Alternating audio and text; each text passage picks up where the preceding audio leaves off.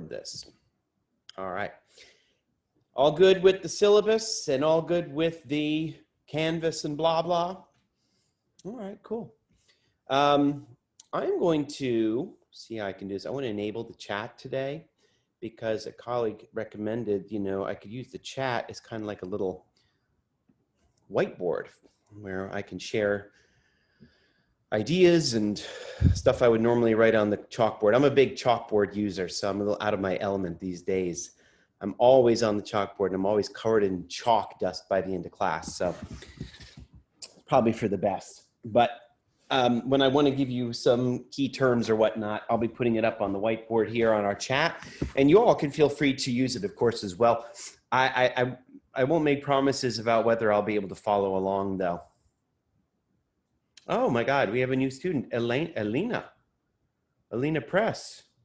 Hey, Alina, how you doing? I'm doing good. Hello. Meet you. I didn't. You were not on my roster last week, so thank you very much for indicating to me you joined us. Alina, just going to write down your name on my roster. Alina Press, and your preferred pronouns I see are she, her. How are you doing, Alina? I'm doing pretty well. Well, we did intros last week. Would you at least tell us where you are and what you might like to study? I am born and raised Long Island, New York. And the plan right now is to do art history and art education. Nice. And are you in Long Island right now? Yes. Oh, glorious Long Island. Yay, great. I have a lot of family up there. Okay, cool. So thank you. Anybody else I missed? Cool. Okay. Well, Alina, you look over the syllabus and the materials on Canvas and let me know if you have any questions moving forward, okay? All right. Today we are going to talk about Jean-Jacques Rousseau. Has anybody here ever read Rousseau before? All right. Has anybody here ever heard of Rousseau? I hope you had at least heard about him. Rousseau is one of the most important political philosophers in the West, and he's actually one of the most important theorists when it comes to democracy, okay? His writings are at the foundation of democracy itself. When democracies were laid out in the United States and France, late 1700s, early 1800s, his writing in particular was incredibly influential. So I really can't underestimate how influential Rousseau is, okay? He lives in, I have his dates here somewhere. Hang on a second. I think he lived 1712 to 1778. He dies just before the French Revolution. His writings are probably most responsible for the French Revolution, or most inspirational to the spirit of the French Revolution, but unfortunately he never saw it. The French Revolution was 1789. Rousseau was a very, very odd person, really kind of strange. He had illegitimate children all over the place. He had several illegitimate children with a woman that he never married, and he gave them all up for adoption. He spent his life being like an itinerant intellectual, going all over France and Switzerland. He changed religions at least twice. He suffered from severe paranoia at some point because he was persecuted by the political authorities in France. And through it all, he's an incredibly prolific writer. He writes one of the most well-respected and influential works on the theory of education called Émile, big fat book. He writes a book called Confessions, which is his autobiography. He writes several books about political theory. He writes a book called The Social Contract. The Social Contract is probably his most important book, and that is the book in particular that was very inspirational for the French Revolution and for Marxism, as well as theorists in the West who were more interested in liberal democracy. Rousseau writes two little books at the outset of his career called The First Discourse and The Second Discourse. And so that's the way that's the shorthand term for what they're given. You may have noticed in the introduction that what he's essentially doing with this discourse, and it is a short book. I had you read part 1, but part 2 is also another 40 pages. This is the book. It's really thin. And it's also known as the discourse on the origin of inequality. Second discourse, because there was a first discourse written a few years earlier. The title escapes me. But in both cases, he writes these essays as part or in response to a competition that was started by the Liberal Arts Academy in the city of Dijon, which is, yes, that's where the mustard is from. Dijon in eastern France, a very beautiful city. And the university there, or the Academy of Arts and Sciences, they publicized a competition to write essays for intellectuals across Europe to write essays in response to a specific question. And Rousseau starts off his academic and political career, such as it is, by winning the first prize with his first discourse. Ironically, when he joins in the competition again for the second discourse, he doesn't win. This is the book that he produced, and this book is actually more momentous and more important. But he did not win. So, yeah, I mean, there's a lot more for me to say about, by way of introduction. But before I do that, I'm going to pause for a second and just touch base with you all and see how this went for you. How did you find this reading from Rousseau? And anybody can share anything you'd like, I really like his writing style. Oh. Like a lot of it went over my head, but I do like his writing style. Okay, cool. Thank you. Anybody else? Elva, go for it. I had very strong feelings about his writing, as particularly this discourse, and not very good ones. Good. Excellent. I like it. Yeah, you should have been horrified at times. He's very an excellent writer, and you should be horrified. He's very expressive with his opinions. Oh, yes. I found his ideas of human and beast interesting just because I don't know if anybody has ever seen this movie called Split, but it reminded me of that, to where it had the aspect of, the beast it in his natural state is just more, I guess, physically capable of doing, I guess more things strength related compared to humans. Good. Interesting. Split. Never heard of it. Good movie. Now I got something for the weekend. Good. Is it child friendly, or should I kick my kids out of the room?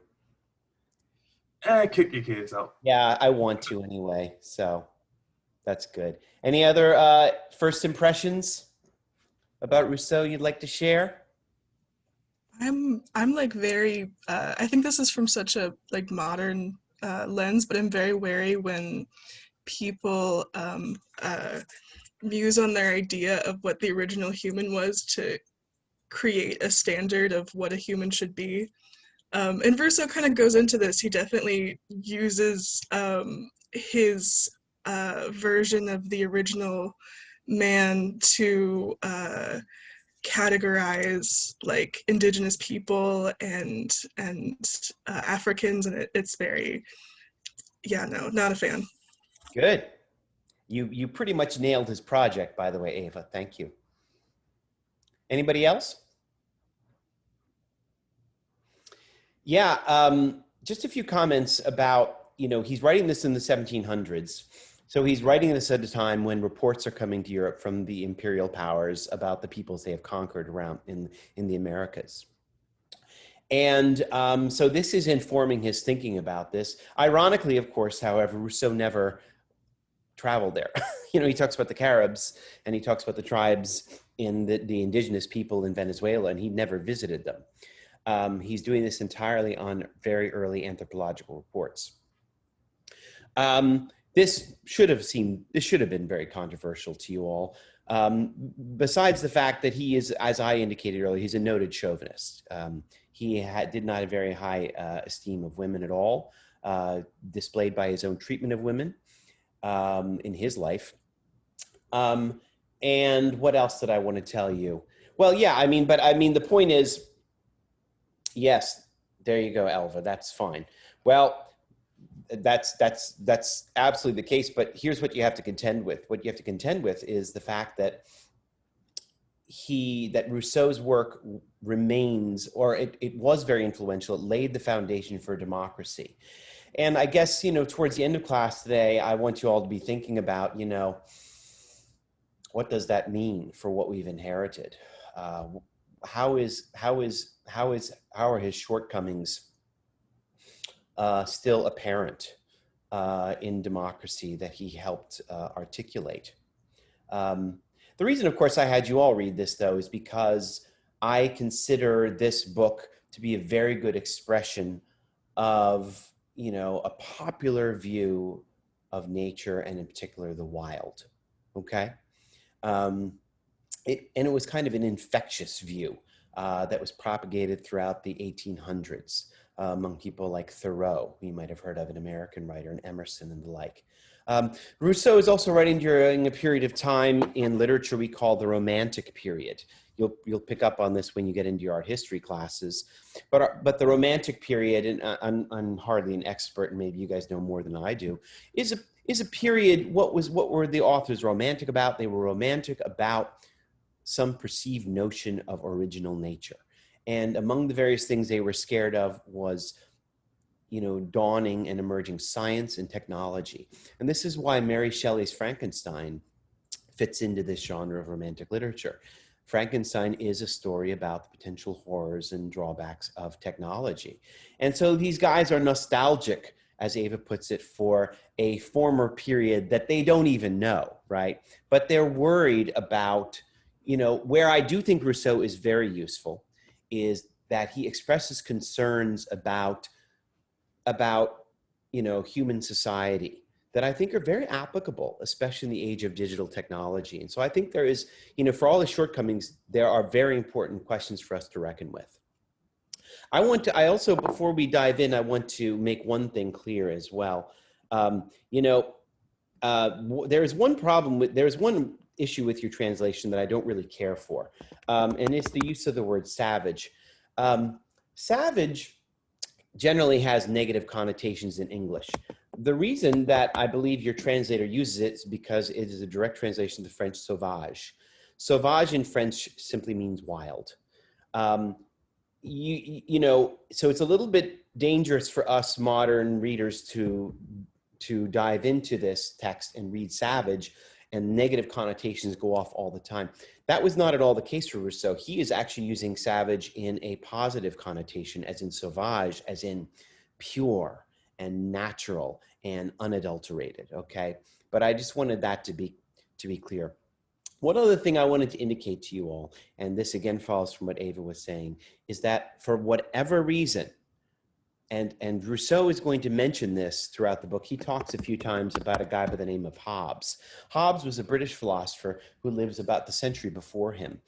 And for some reason, the major political philosophers of this period, and that includes Hobbes, and that includes Rousseau, and also a guy by the name of John Locke, who in particular was very influential for the founding fathers in this country. Jefferson was a big fan. And John Locke inspired the founding documents in America. All three of these, at one point or another in their academic careers, were busy formulating what they called a state of nature. And it's exactly what Ava was talking about. For whatever reason, they believe that if you're going to try and articulate the best kind of government for human beings, you need to dive deep. You have to dive deep and go way back and understand what humans are like in a state of nature. And when you understand humans in our pure state, then you can best understand what kind of government we deserve. And their conclusions all pointed towards democracy in some degree or other. Different strains of it, but that's where they led. Okay? Okay. I'm going to pause there for a second, see if anybody has any questions.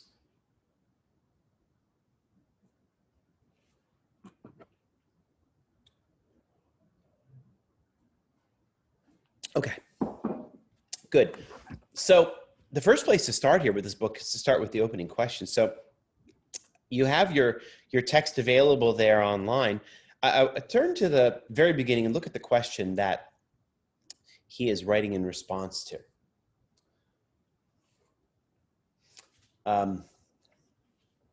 It goes like this. This is how your translation renders it. What is the origin of inequality among mankind, and whether such inequality is authorized by the law of nature? What is the origin of inequality among mankind, and whether such inequality is authorized by the law of nature? I wonder if anybody could please simplify that. What is this question really asking?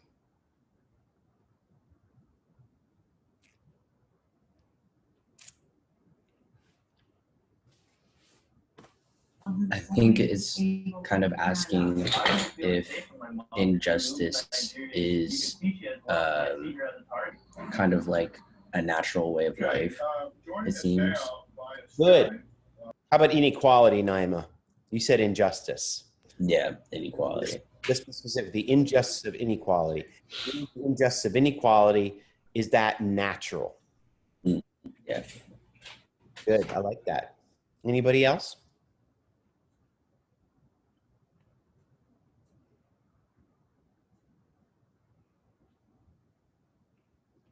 If it's not natural, then what is it?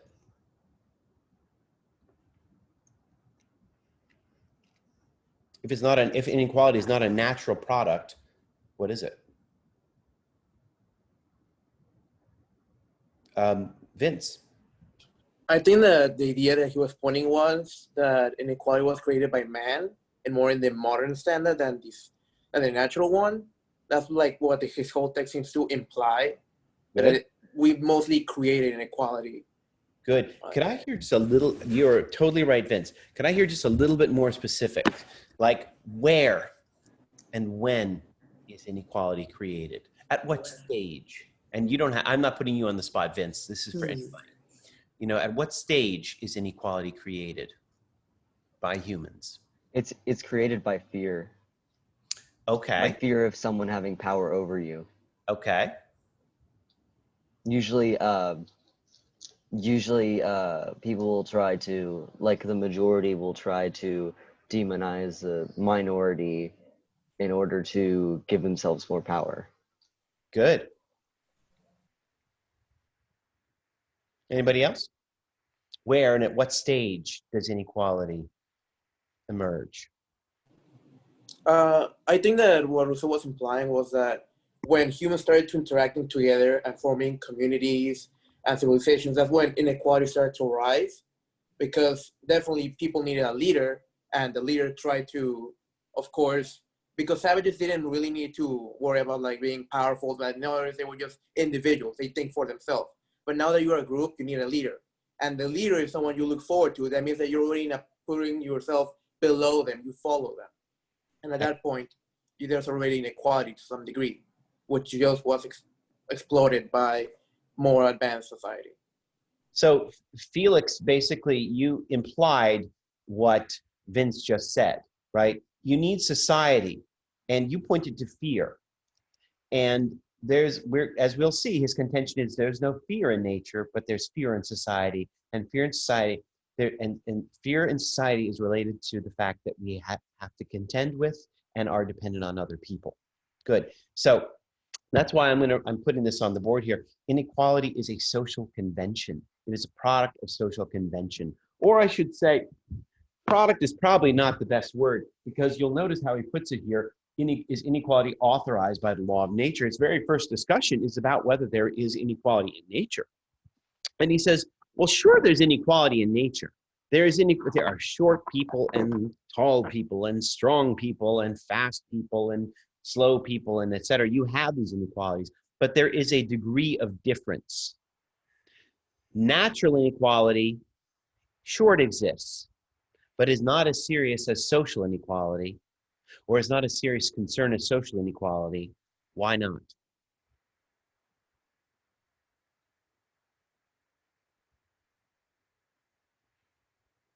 What's the degree of difference between natural inequality and social inequality?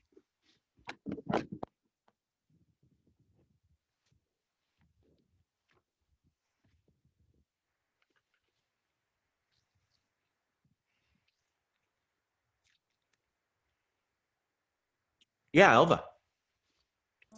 I think social inequality has the power to override natural inequality.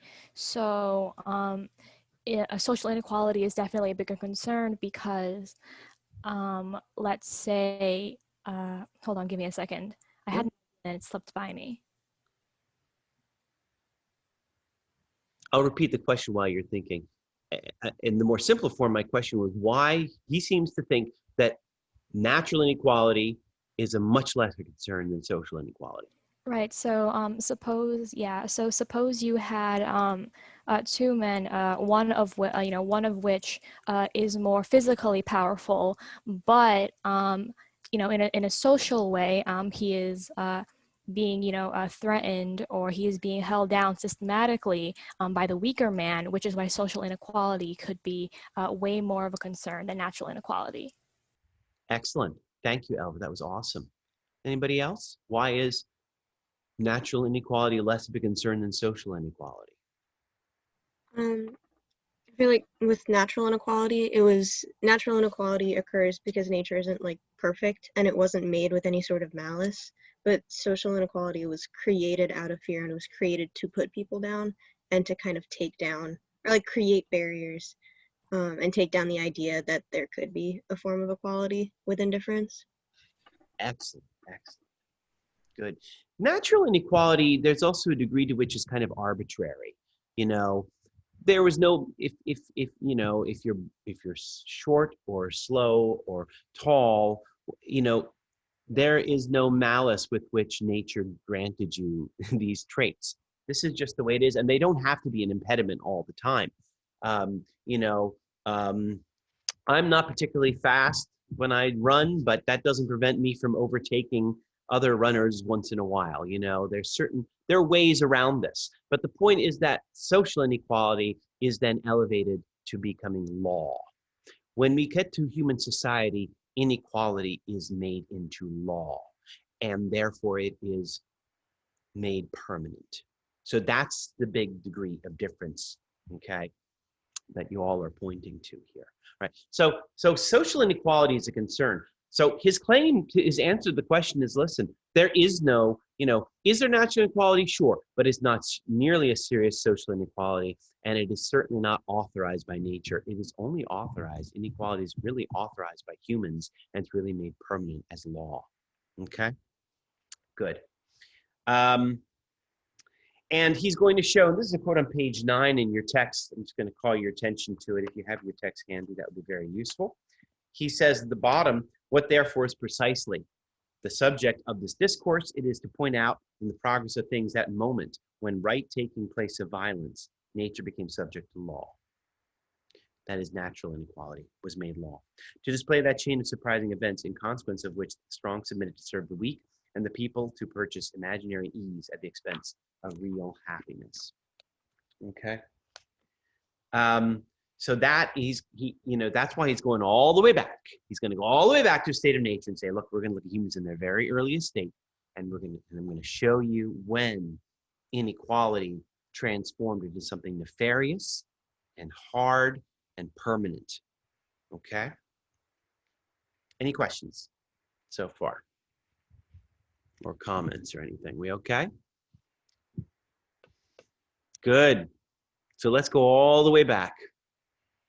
Way, way back here. First ancestor. What is Rousseau? How does Rousseau describe people in this state? What was life like for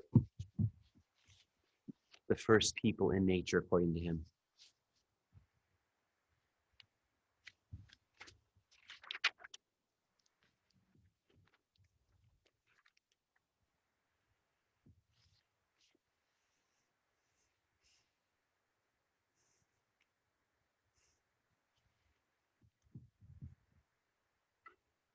Maybe I'll start with a different question. If you were to be dropped, airlifted into the wilds of Alaska, what would be your first concern? Or what would be your prime concerns? Probably how to survive. How to survive? Kendall, were you saying something? Yeah, finding shelter. Back to my video. Sorry. Just like an example of what he was saying in the text, saying that the beast or the savage, they weren't provided shelter or habitat compared to, I guess, modern day humans, to where those resources are easily given or found for us. Thank you. James, you're worried about survival. Why? What's wrong with you? I mean, seeing how you said the wilds of Alaska, right? I know, I picked a pretty inhospitable place. Shit. Let's say the wilds of Pennsylvania. Oh, I mean, Someplace temperate. Still sucks, but temperate at least. What are you concerned about? I don't know. Probably just wondering, like, where I am, since I don't know areas of Pennsylvania. I don't know what environment I'm in, so I don't know what's gonna happen. Let's do this. Your prime concerns for survival. You're dropped in the wilds. Your prime concerns for survival are, Kendall points out, shelter. Next. Probably food. And then? Water. Water. And then Wi-Fi, right? Yeah. Let's deal with these in turn. Well, I'm not going to let shelter I'll deal with in a second. Food. This is not a problem, according to Rousseau. Why is this not a problem? What are you missing? There's something, we are all creatures of society here, raised on sushi and what's that sauerkraut drink that people love now? You know what I mean? The fermented drink. What's that fermented drink? Kombucha? Kombucha. We are raised on sushi and kombucha and power bars.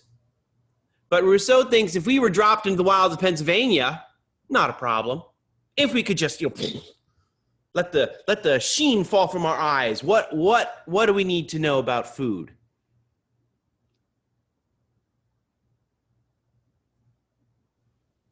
What are we going to eat? Berries, I don't know. Berries? Meat? Meat, where? Where are we going to find meat in the Kill wild? deer. Deer? It's technically everywhere, but It's Yeah. everywhere. Have you ever heard of squirrels? They are everywhere. They're like, I've eaten a Not squirrel easy to before. catch though. they are not easy to catch. This was not a problem for the original human beings because It was everywhere. it was everywhere and They were good at hunting. Why were they so good at hunting? Because Why are we they- not? Because their instinct, their survival instinct. Okay. we weren't, I don't know, taught to do that. Like, we weren't told to want to do that. Like, I don't know. Good. We don't rely on it to survive, so we didn't really learn how to do it. There you go. Our life didn't depend on it. Excellent. So for a human that was raised in these circumstances and learned how to live this way, this became easy. Deer are fast. Guess what?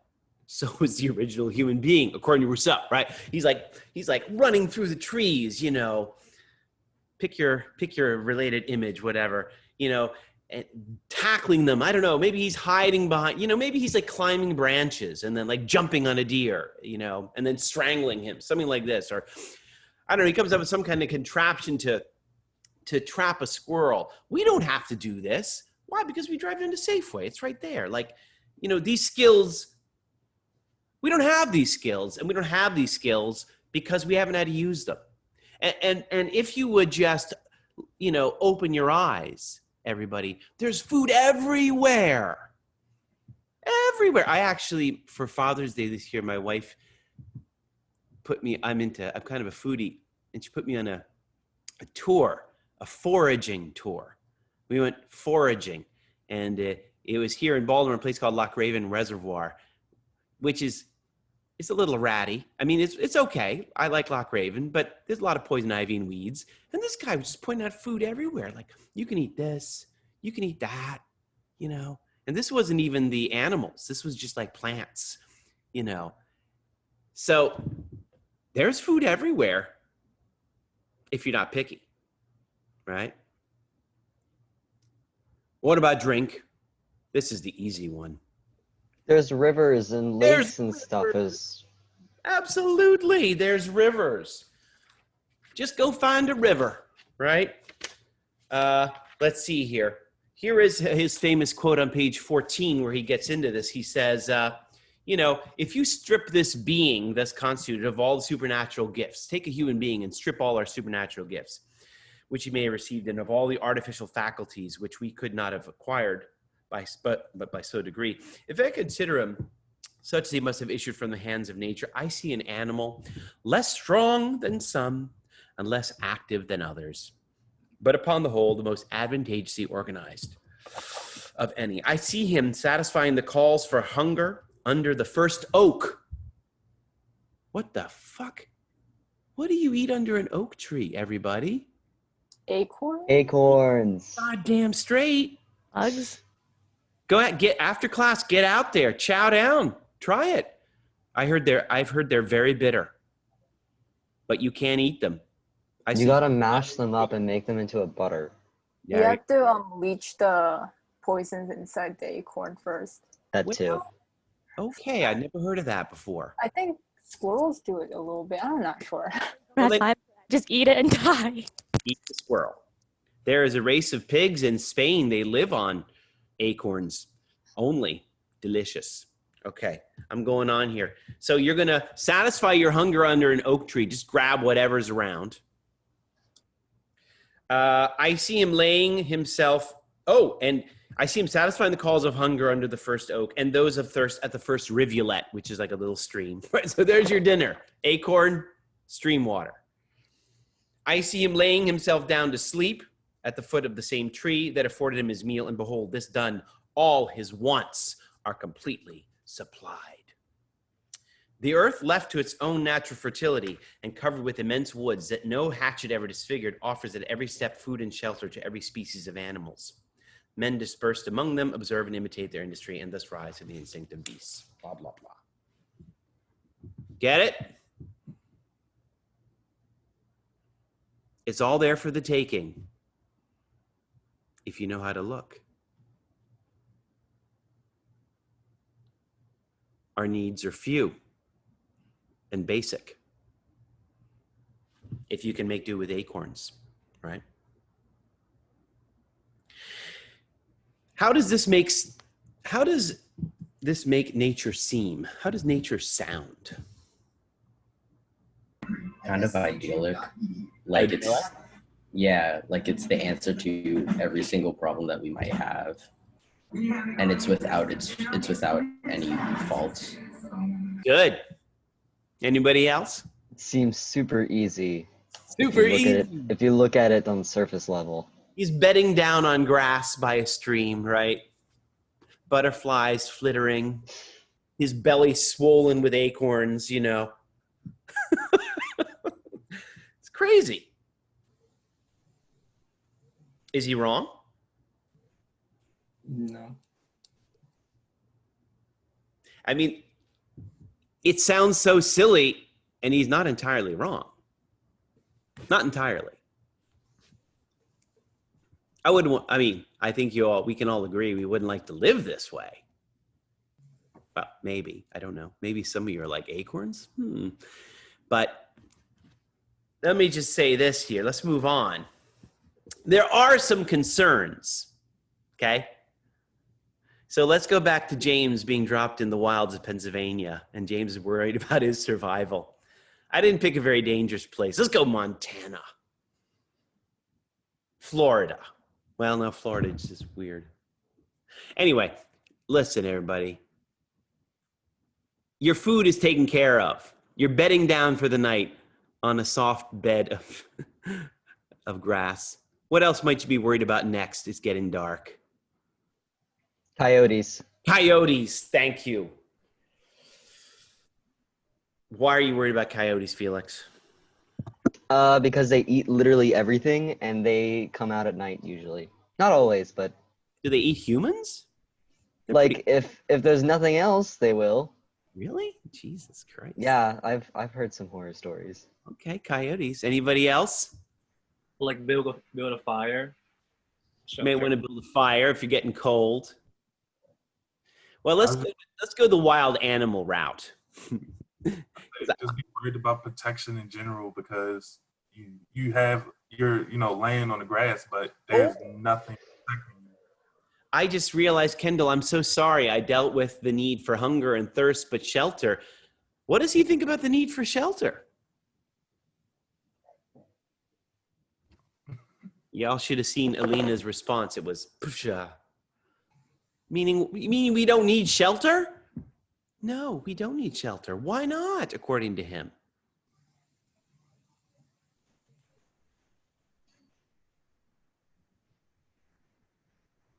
Why don't we need shelter?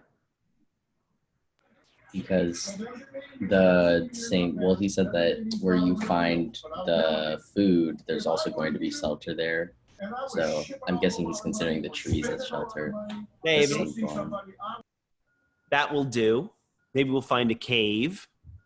Or what else? Maybe we don't need it. Maybe the first humans didn't need it, according to him. Why did these first wild humans not need it? Didn't he say that we don't stay in one place for too long? Exactly. We are itinerant by nature. We are nomads by nature, nomadic. Excellent. But we're also nomadic if we don't require shelter. Why don't we require shelter, according to him? What does this suggest about the very early humans in his view?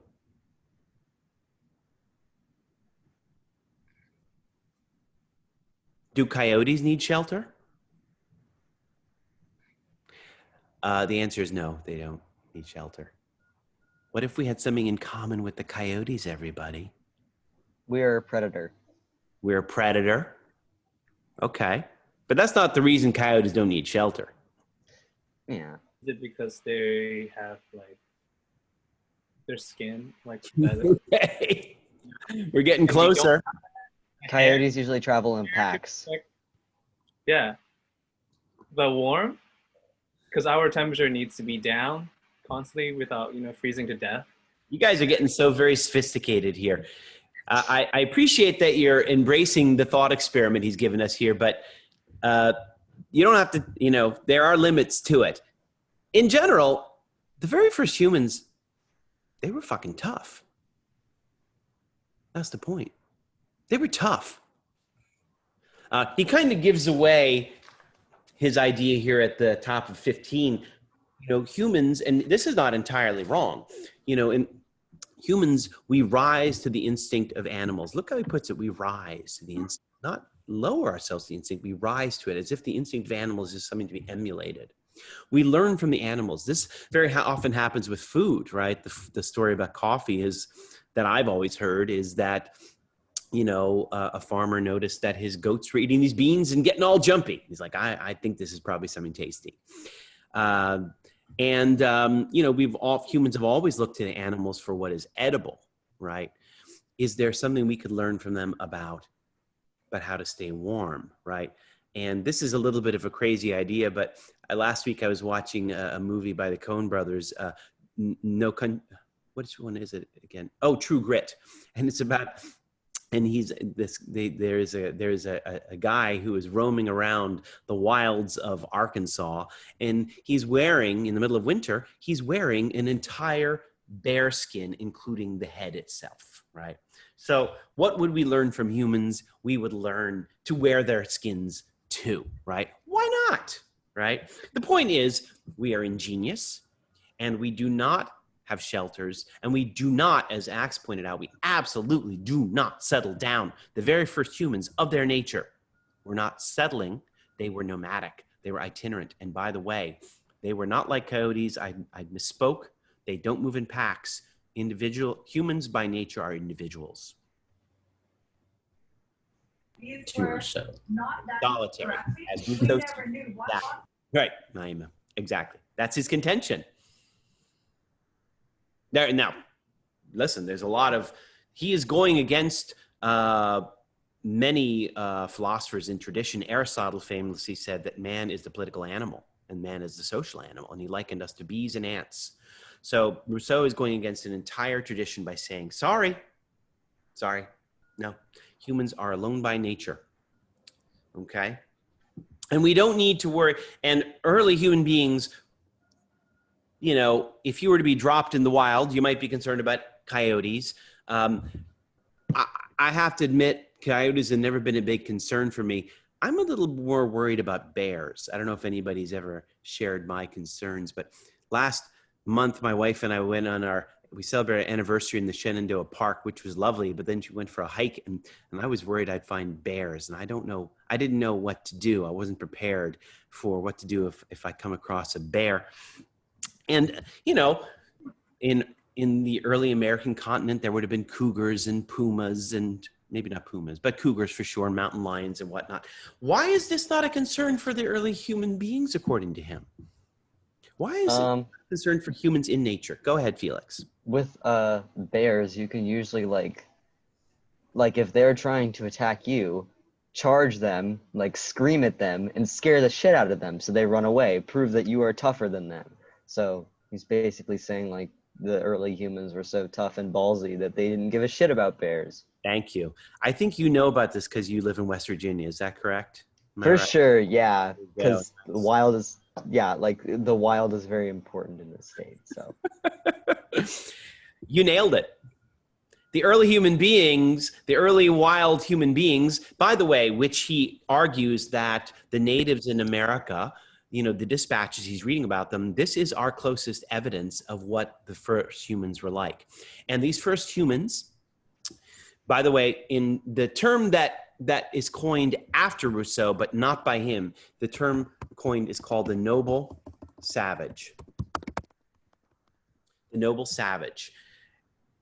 After he writes this book, this starts the whole idea, a very popular notion, that the idea of this noble savage, that there was, you know, in the wild, the original human beings, which we now see in close to their original state in the Americas. The colonists are you know, thinking these human beings are noble, and they're far more noble than those who have been corrupted by civilization. Okay. So I might just use the word noble savage here going forward because it's easier. The noble savage doesn't worry about animals. The noble savage doesn't worry about animals because he is a tough motherfucker. Did we mention he's sleeping under trees eating acorns, right? He hardly needs shelter. When he's cold, he strangles an animal, rips off the coat, puts it on. You want to fuck with that? I don't think so, right? And by the way, all of us here in our comfortable suburban digs online, we couldn't handle this shit, right? Take a look at this quote on page 17. But savage man living among other animals without any society or fixed habitation, that's the point that Max made earlier, and finding himself early under a necessity of measuring his strength with theirs, soon makes a comparison between both, and finding that he surpasses them more in address than they surpass him in strength, he learns not to be any longer in dread of them. Basically saying, like, you can't wrestle a bear, but you can figure out ways to, you know, defeat a bear if you have to, right? You can make a spear, I don't know, jump up a tree, tire him out. I wouldn't recommend it. He goes on, turn out a bear or a wolf against a sturdy, active, resolute savage, which is who we're talking about, provided with stones and a good stick, and you will soon find the dangers at least equal on both sides, and that after several trials of this kind, wild beasts who are not fond of attacking each other will not be very fond of attacking man. Good. By the way, I'm trying to find this passage, but I forget where he puts this, but if you were to pit this guy against one of us, like in a battle to the death, how would that go? Vince is shaking his head. This is bad idea. I wouldn't recommend it. This is like the original Rambo here.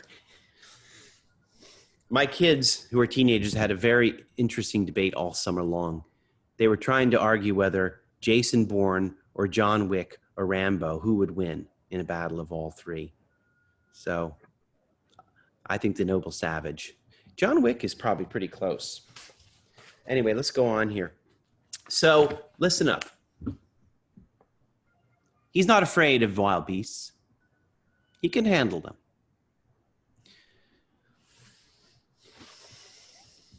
What else do you have to worry about alone in nature if you're there for a protracted period of time?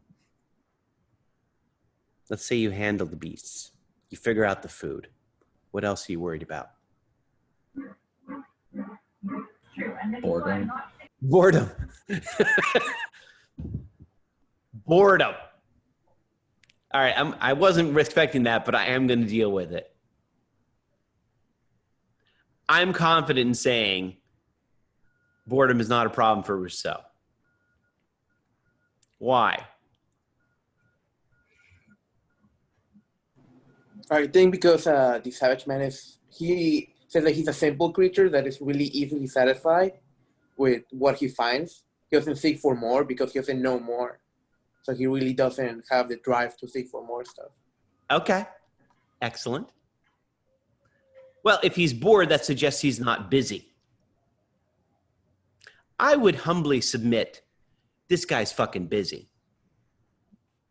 How is he busy? You constantly have to stay alive. You constantly have to focus on that.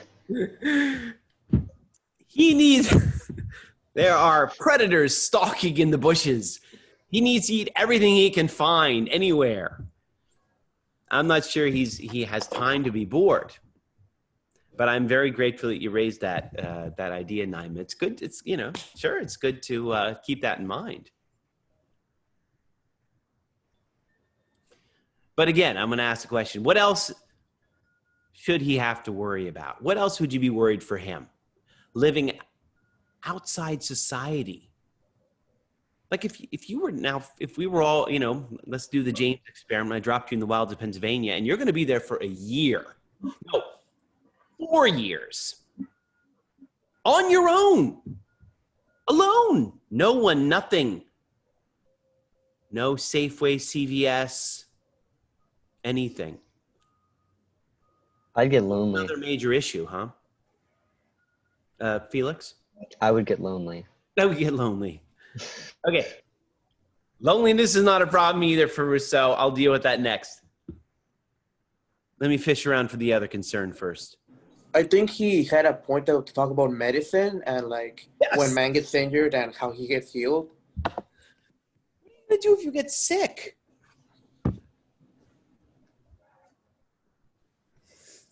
What kind of illness or ailment might you have to worry about if you're all alone on your own? Oh, if you break a femur and you can't. You're right. Elva, good one. Maybe Why'd you pick a femur, Elva? Scientifically proven that a sign of an advanced society is they can heal a femur. Because if you see a healed femur, that means someone has to take care of you. And if you break a femur, you kind of can't walk. And if you can't walk, you're kind of screwed. God damn. Good. What else? maybe frostbite. Good. If you ingest poison. Ingest poison. Maybe eating the wrong mushroom. Yeah, let's say, what if you eat the wrong thing? What are you gonna do? Yeah. What if it kills you? What do you do for what if you have a toothache? This is something completely lost on us. But if you read, you have a toothache, just yank it out.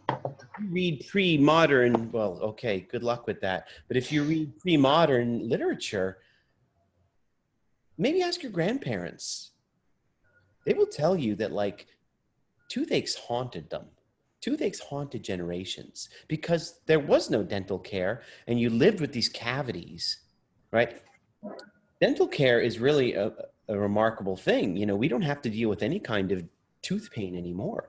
But for generations and generations, this was a serious concern. And you very often did not make it to your 30s with most or all of your teeth. They were gone. And so you would have suffered from toothaches all the time. And early writers talk about this as chronic pain, chronic pain. Actually, my mother does, growing up, she grew up in the west of Ireland in the 1940s. They didn't have any dental care. So ask your grandparents, they'll tell you. A few years ago, I got a kidney stone. I wouldn't wish that on anybody. Ask your parents. I am glad there was medical care for that. I don't know how I would have done. I would have ran myself into a tree if I were all alone in the nature dealing with this kind of shit. We're so lucky we have pain medication. I was given Dilaudid. God bless Dilaudid, but if you don't have these kinds of things, so this is a very important question. Disease should be a concern, but he thinks that disease in nature is not a real concern. Why? What is a greater concern for disease? What produces diseases in his view? Other human beings. Good. Or choices? Good. He thinks, for us moderns to worry about being alone in nature, we are imposing modern concerns on an environment and situation where that wouldn't be applicable at all, right? This is kind of getting at what Ava was saying earlier, right? So I might worry about my toothaches and my blah, blah. But guess what? In nature, I'm chowing down on acorns. Guess what? There's no refined sugar, right? My teeth are going to be great, right? Who knows what other organs are going to be fine-tuned by living off of spring water and pure squirrel meat, But let's put the inverse on this. The inverse is that civilization is responsible for a lot of ailments, right? So the inverse of his argument is always very important here. It's not only that nature is pure and original and enviable, but that modern society, for all its bells and whistles, is very corrupt. Okay? So here's the passage I wanted to call your attention to. This is on page 22. Sorry, 19 at the bottom. He says, and how is it possible this should be the case if we inflict more diseases upon ourselves than medicine can supply us with remedies? In modern society, we inflict illnesses and diseases upon us. This is topic 20 now. The extreme inequalities in the manner of living of the several classes of mankind, the excessive idleness in some and of labor in others, the facility of irritating and satisfying our sensuality and our appetites, the too exquisite and out-of-the-way ailments of the rich, which fill them with fiery juices and bring on indigestions, the unwholesome food of the poor, of which, even bad as it is, they very often fall short, and the want of which tempts them at every opportunity that offers to eat greedily and overload their stomach. Blah, blah, blah. It is our refined foods and our refined living. And when it's 75, I have to have my air conditioning just so, right? I'm not used to the elements, or I can't take the cold.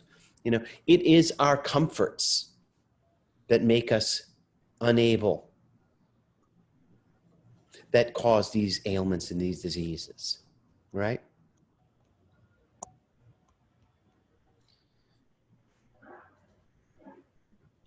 Think about it this way. Just, think about your corner 7-Eleven. Go in there and look what they have to sell you. 20 feet of sodas, right? Full of sugar and caffeine. And then on the next day you have the Hostess donuts and the Cheetos. We're killing ourselves with our diet. Next time you need to turn your nose up at that and go get some acorns, right? Or watercress. You can find that in a local stream, maybe, right? The foods that, and why do we, we'll have time to talk about this when we get to Michael Pollan, but why do we reach for these fast foods, these convenient foods? Because the nature of society is such that we don't have time, right? Again, society corrupts. fast food is such a popular thing because we have to fit that into our schedule. But Rousseau would point out we are poisoning ourselves in the process. Okay. All right, I'm going to pause there for a second. Questions, comments, complaints, objections?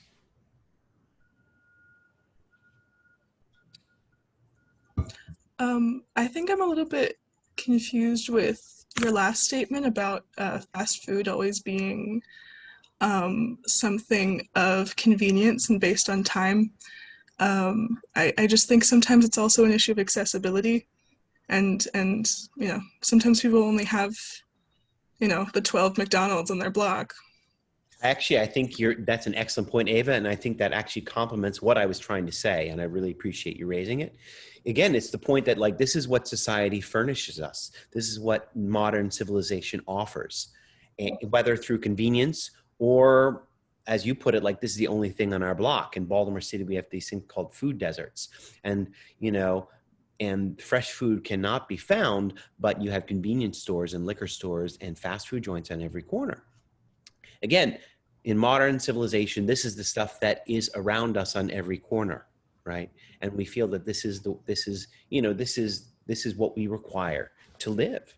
But we are poisoning ourselves in a way through this. And indeed, America, you know, is suffering a crisis of obesity and diabetes and hypertension, right? That has really spiked in only the last 20 years. And a lot of it is due to our high sugar, high fat, high salt diet. I was going to add on to what you were talking about with food deserts. They exist totally differently in like other places. Like, it definitely depends on the state. Like in Baltimore, that is a highly dense like city area. So it's hard to find grocery stores because it's just so densely packed of city shit, basically. But in like, of course I'm going to bring up my state like throughout probably this entire class because it has so much to do with the wild. I understand. Yeah, but like food deserts here are like the nearest grocery store is 2 or 3 hours away. The nearest hospital is 2 or 3 hours away for some people, especially in like the more mountainous places in this state. And they only have like the convenience stores, like the single convenience store on a long highway. Some people will go to those. Some people will go to those as their primary source of food, and then other people turn to hunting deer, eating deer. It's not, people don't hunt for sport here. They hunt for food. Well, Rousseau would like that last thing a lot. That's good. Eat your deer. Yeah. Yeah, like if society fails you of giving you a decent source of food, then go out and get it yourself. Awesome. Oh, and I also feel like just the way food is priced also plays a factor into people's dietary decisions. Just because they make it easier to, you know, be able to afford fast food, but go to a market and you want to buy organic items. Of course, the price of it is going to be way more than, say, going to, like you said, a McDonald's. Like, you're only spending, say, I don't know, don't even eat from there, but I don't know, $2, $3 on a burger. But say you want to get, you know, groceries, fresh produce, and then you'll wind up probably spending almost $20, $30, depending on how much you get. Awesome. So that also plays into you saying that, you know, there being a corrupt society. Good. Yeah, I mean, we're going to talk about this again when we get to Michael Pollan, but, you know, we'll talk about food subsidies.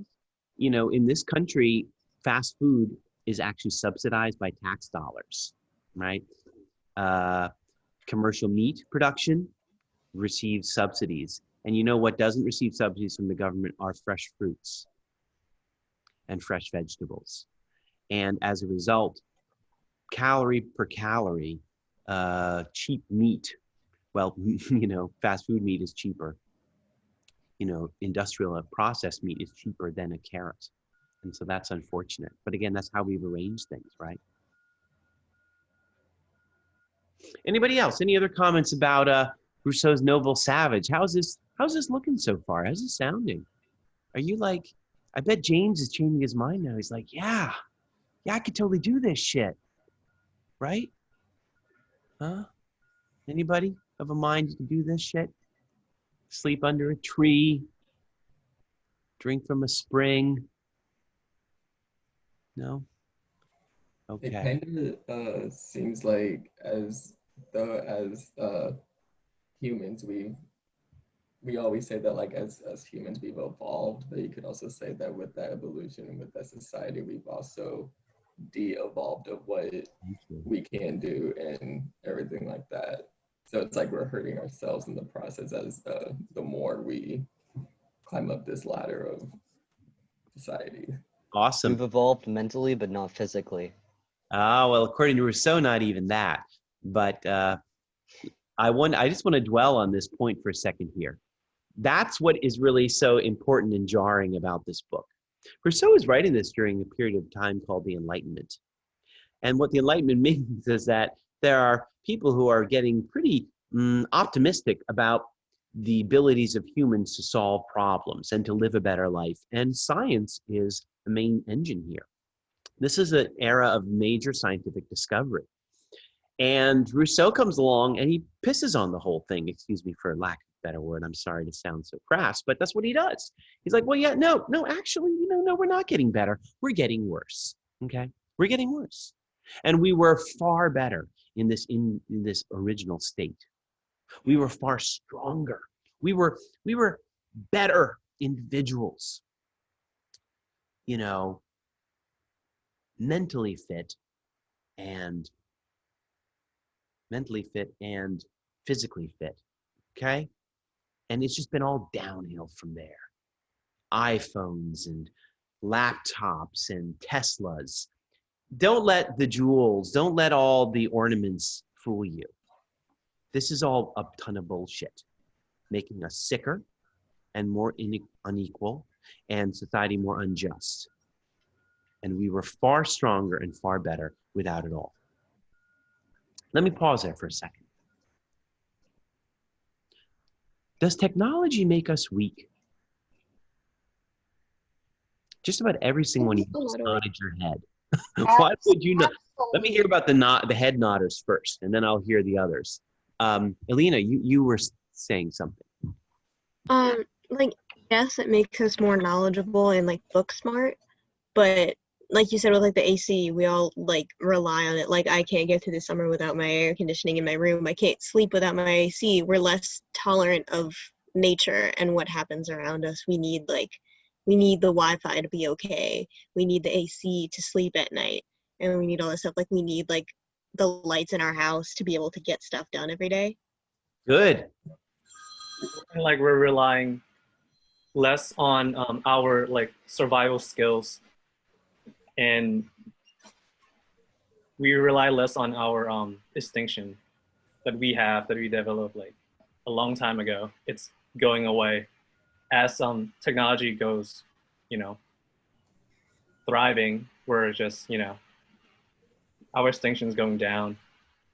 Good. Can anybody give an example or two of how technology makes us weak?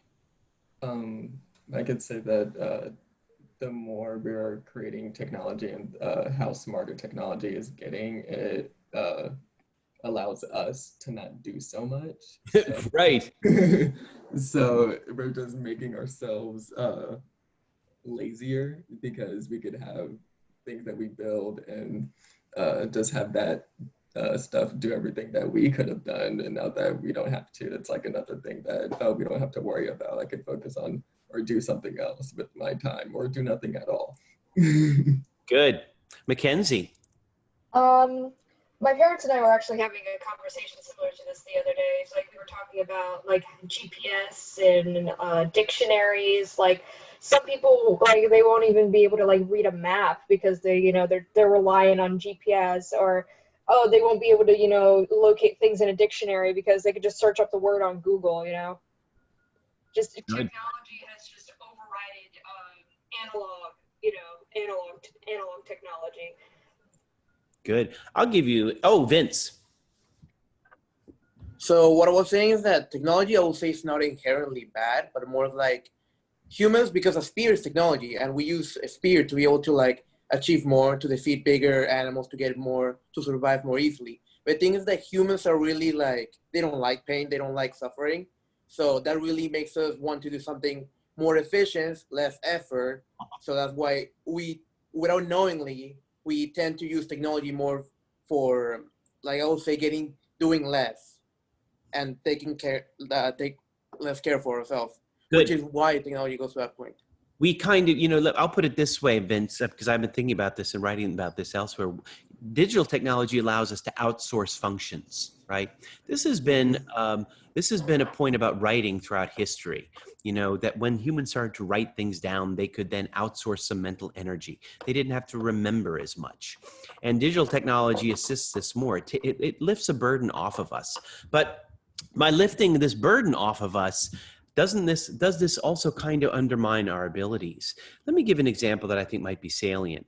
So there was an article in the New York Times a few years ago about like Google Maps and these what do you call these apps that help us, that give us directions to get places. And it was arguing that newer generations, younger generations that now rely on these have a weaker sense of orientation. Now, you do with that whatever you will, but I'll tell you about my son. I love him. He sucks with directions. And when he has to drive anywhere, he immediately puts his phone on. I'm like, dude, you're going to Target. You're going to the Target I've taken you to your whole life. But he doesn't have a sense of direction. He doesn't feel the need. And he will rely on this. And, I don't know what to think about that. I'm not sure where I stand. I'm starting to get a little suspicious that argument might be correct. But we rely. How much do we rely on these services? That once were commonsensical. How do we rely on these services now, and in so doing, undermine or deprive ourselves of skills that we once had? And again, his point is that thanks to technology, we are weaker in some respect. Up against the noble savage, we are used to driving somewhere. The noble savage, he would have hoofed it, right? Through the 95-degree heat and 100% humidity. And, he would have dealt with it. And us, I think Alina was pointing about, I'm very vulnerable without AC. I need my AC when it's like 68 and humid outside, otherwise I'm sweating up like crazy. And, and so, again, technology, which is, one of the great fruits of modern civilization, it is not this thing that makes us stronger, but it makes us weaker.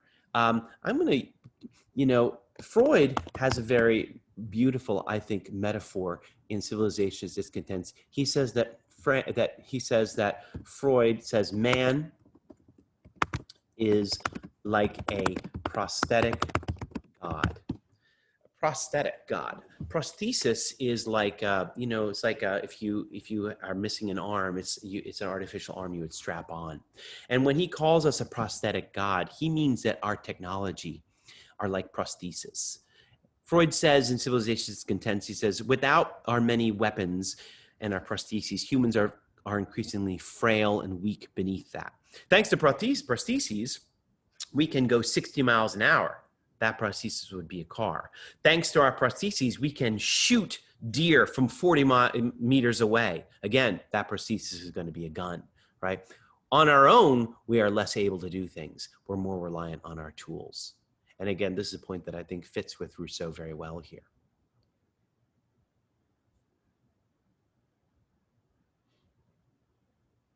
Anybody have any other questions or comments?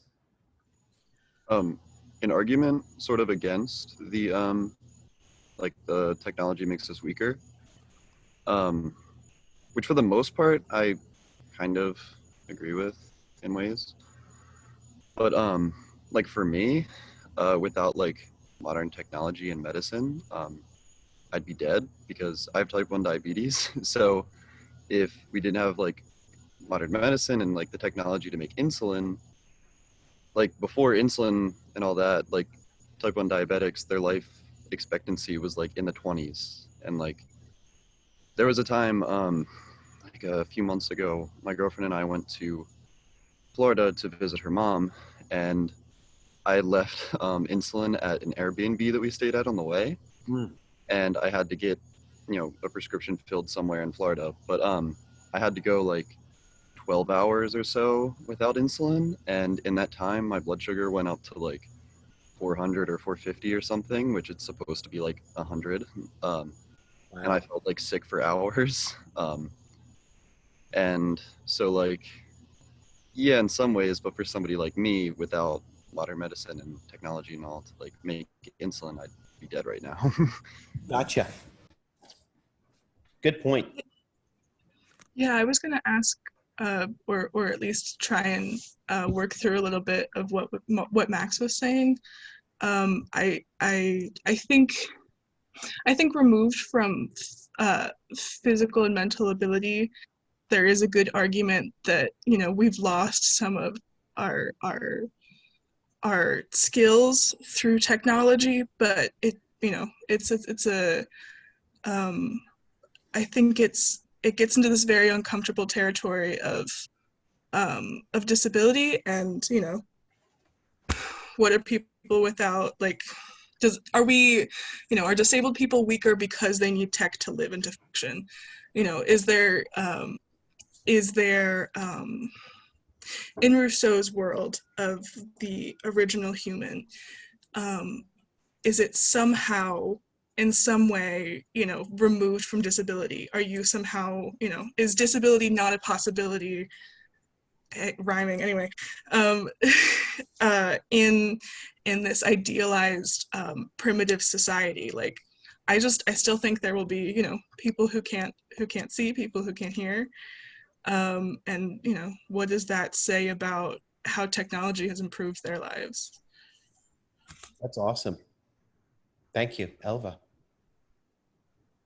Ava, that was big brain, because what I thought about Rousseau's argument, that point of technology making him weaker, and like when he that part, I forgot what page it was on, but near the beginning where he was like, nature takes care of us. It was like Sparta, when you like eat your baby off the mountain. Like, his point about natural selection is it's so uncomfortably close to eugenics, where it's like, oh yeah, we'll just like breathe the disability away. Like, that's fucked up, man. Good. Yeah. You nailed it, Elva. Wait, can I say something? Go for it. Well, I think in some respect, the argument of it, technology making us weaker, it is kind of true. Like, I really do rely on it. I'm pretty much addicted to my phone. But I think there's like it's kind of nuanced. Like, it really does depend. There's no singular argument. Like, you really can't just explain it with one singular sentence. Like, kind of like how someone defines what it means to be weak. Like, what does it mean to be weak? Like, is it physical, mental? Like, is it, like, I don't know. It's just very complex in what we would define as weak. Like, technology in some aspects does expand our knowledge on things. Like, we're very connected to everyone else. And in some way, you can define that as like becoming stronger in that way.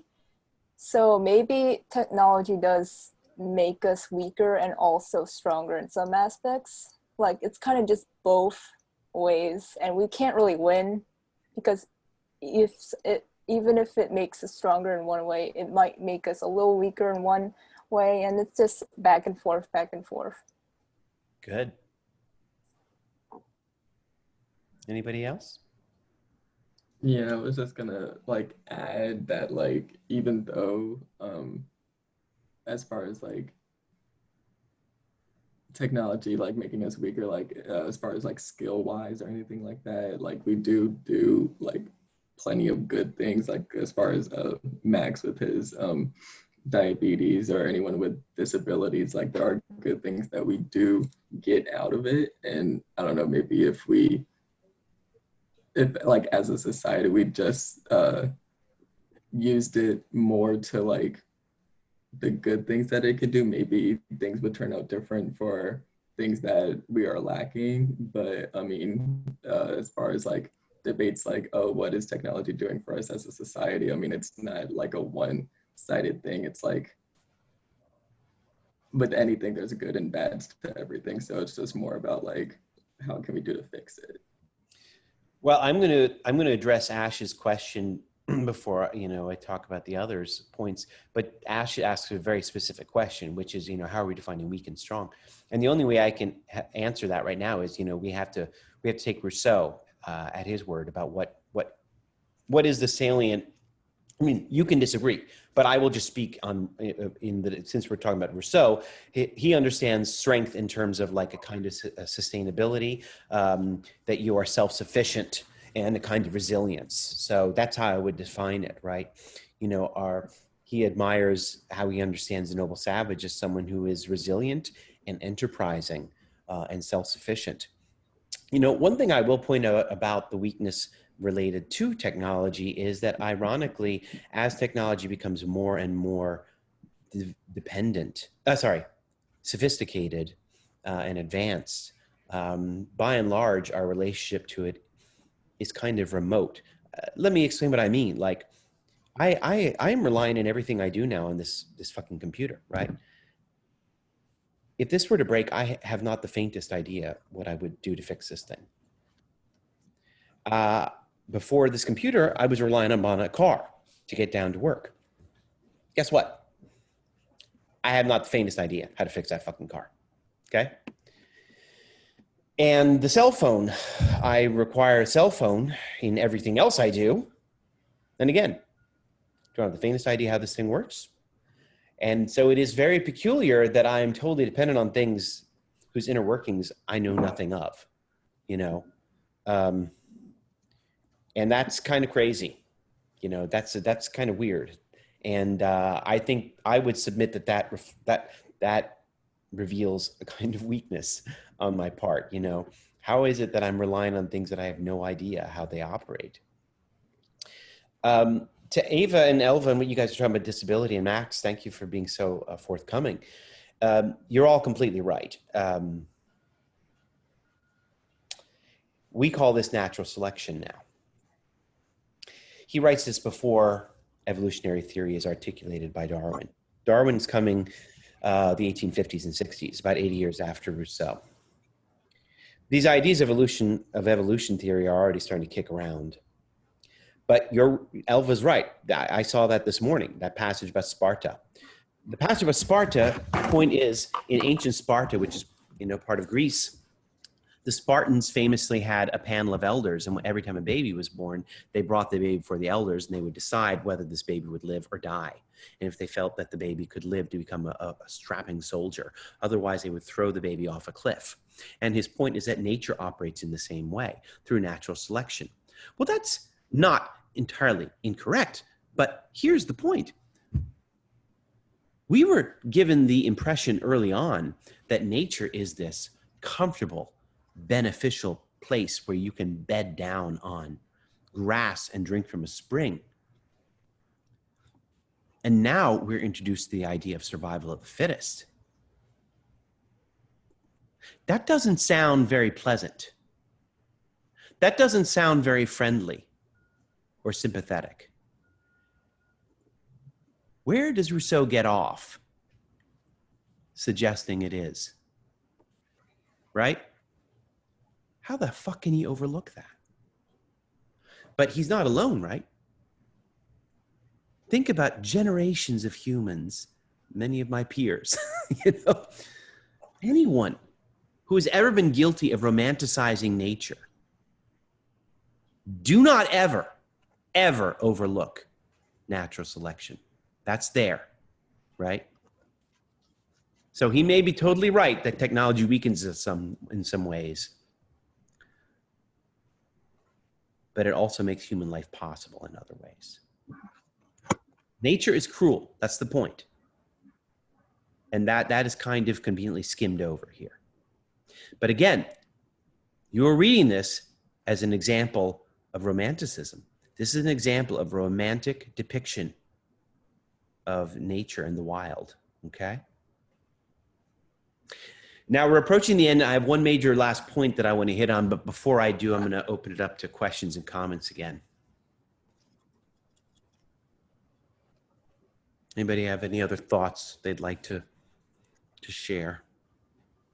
I was gonna say something with the whole conversation about like disabilities. I feel like from what Rousseau had said, it seems like he idealizes nature to such a point where he believes that like he has this kind of illusion that if society had never like or like society as we know it today, if that had never happened, then disabilities just wouldn't exist. And I'm not trying to justify it. I think it's just he believes that nature is so incredibly perfect that as soon as you take away society, you take away all problems that you see in the modern day, which isn't true. People can still naturally occur and be blind or have like diabetes or have physical disabilities. Yes. Excellent point, Alina. I wanted to say to Ava earlier, right, remember his contention is that society is principally is responsible for many ailments. And so he sees it as the most guilty party, but you're totally right to point out that it's not only society's fault. It's not only our diet. There are certain natural ailments that you just can't get around. Yeah, I think it's kind of I don't think, you know, I know this is like reading 101, but I don't think Rousseau's ideas are removed from the culture of the time he was in.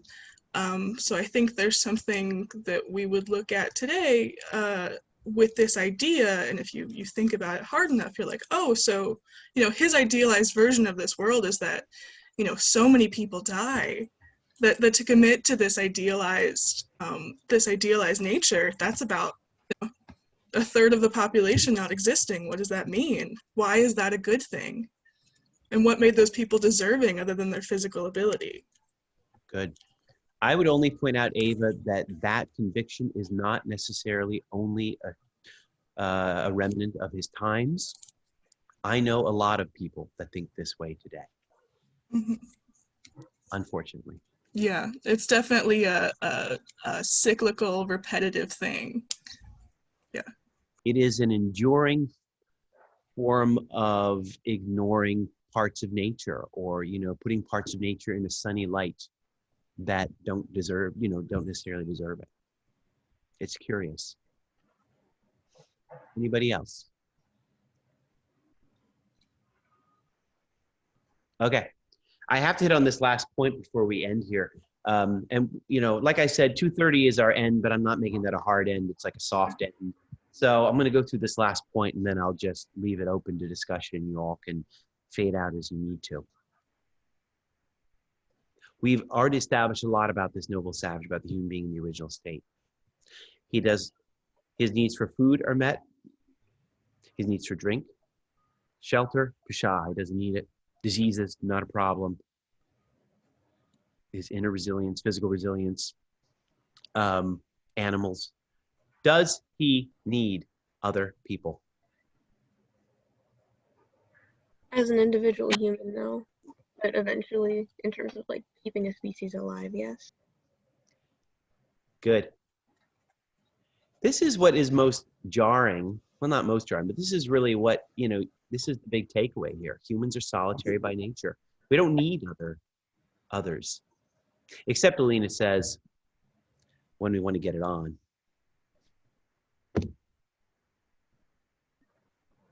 And Rousseau does describe that. Not in great detail. This is not pornography, but it is kind of funny.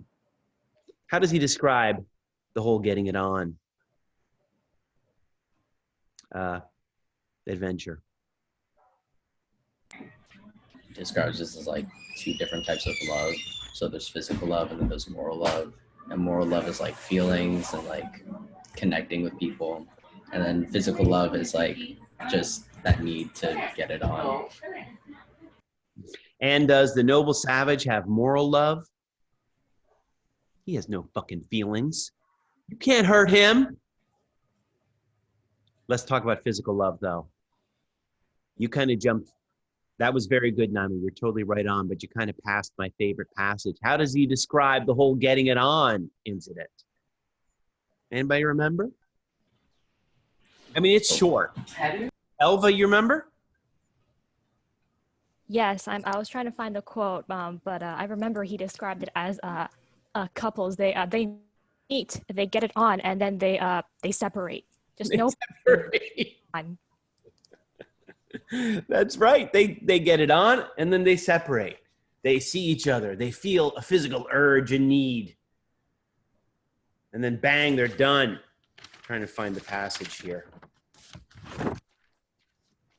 Page 34, I believe, is it.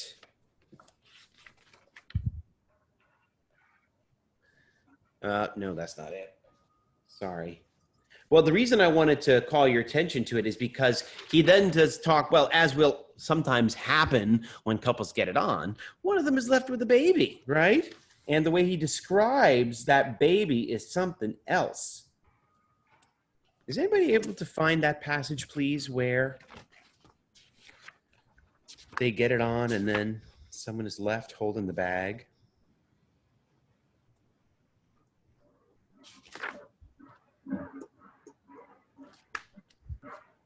Anybody?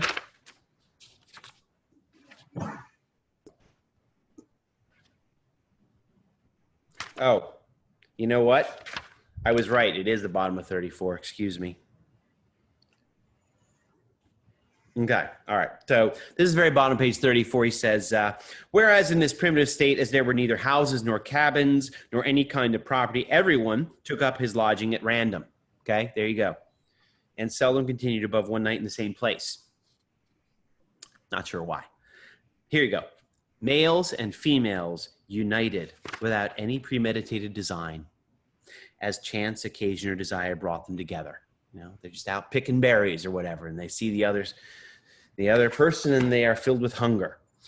Nor had they any great occasion for language to make known their thoughts to each other. They parted with the same ease. That's it. Elva pointed out.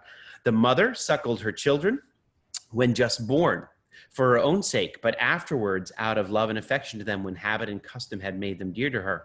But they no sooner gained strength enough to run about in quest of food than they separated, even from her of their own accord.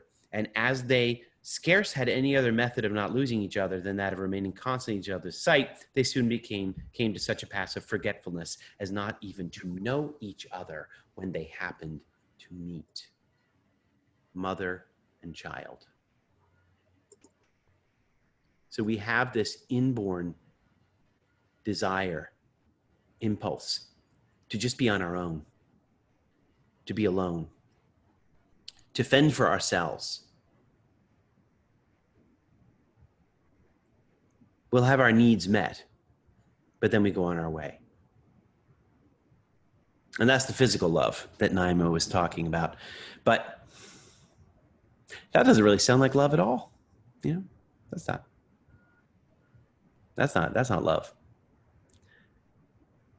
Love, moral love, is something, again, that society foists on us and we feel obligated. Oh, geez, now we have to call that other person. Now we have to get into a relationship. Geez, I better get a present and a Hallmark card. Now I have to get a job to pay for these things. And you're sucked in, right? And you have feelings. Not originally.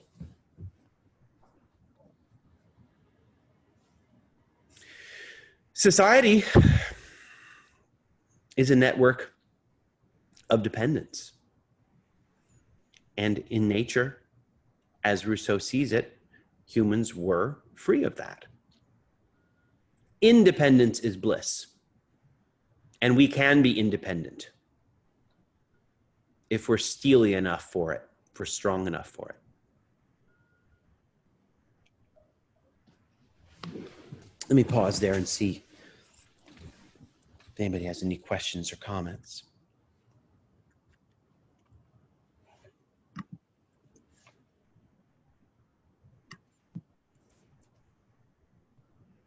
Anybody got anything they'd like to say?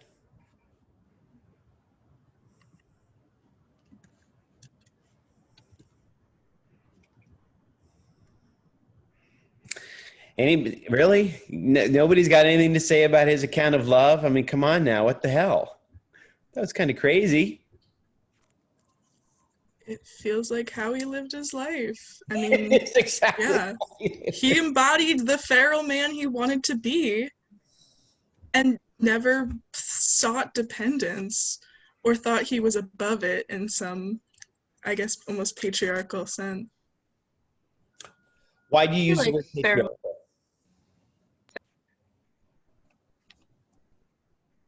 patriarchal? I guess I would say patriarchal because, you know, obviously there's a disregard to, like, there's not an equality in the relationships he's describing. There's man, he wants something, and that's it. There's one point of view, and it's an imbalance relationship between how he discusses the relationship between two sexes. Awesome. Alina. I was just gonna say, I feel like feral is a perfect way to describe it because it's very much like, oh, we're just gonna like have sex and then the man gets to walk away and the woman has to deal with all the consequences and the child. Yep. Good. Anybody else? Any other comments?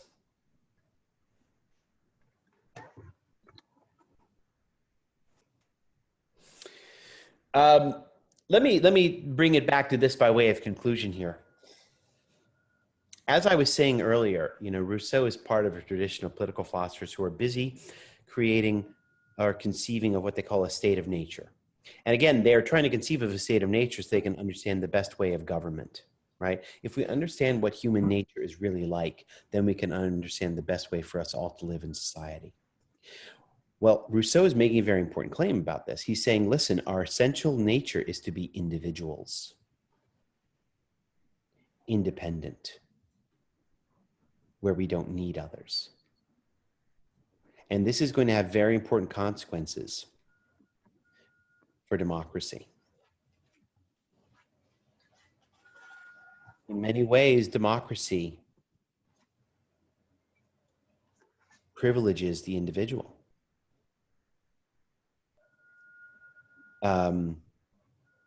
You know, different democracies do this in different ways. But like in the American democracy, we privilege individual property rights. We privilege individual speaking rights, you know. There's other examples here, but what I want you to understand is, as crazy and as objectionable as this may seem, this, I cannot underestimate the profound influence this has had and still has. Okay. Now, back to the way this is most relevant for how we're going forward in the class. What you've seen here, and I'll touch on this again in the beginning of class next week. What we've seen here is a very consequential and you know, well-known account of humans in their original nature. Right? This is a romantic account, which has legs. It endures in many different ways. You know, it is seeing our original state through rose-colored glasses, as they say in English, right? To see it in the best light possible. And as you all have pointed out, this means that you have to make certain mental acrobatics to get there. You know, there's certain assumptions involved and certain things have to be ignored, you know. But this is a very rosy way of looking at nature, which is going to last for a very long time, by the way, at least in the West, for sure. And the reason I want to deal with it is because it has been, you know, this is one of the most iconic accounts of wilderness. This is one of the most iconic accounts of the wild, which we still deal with today, which we still inherit. And many critics of this notion of the wild, and by the way, environmentalists are very major critics of the wild. They zero in on accounts like you've just seen here, like Rousseau, okay? Good. So I'm pretty much done. Let me see. Any other questions or comments? Any enduring questions, lingering questions from today, or did this go okay?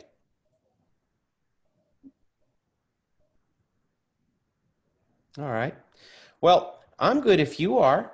So I'm going to let you all go. If you want to stick around and chat, you know, I'm not going anywhere. Otherwise, have yourself a wonderful week, okay, everybody? All right, see you later. I have a question. Yeah. So, what is the homework like? I know we did the Rousseau thing, but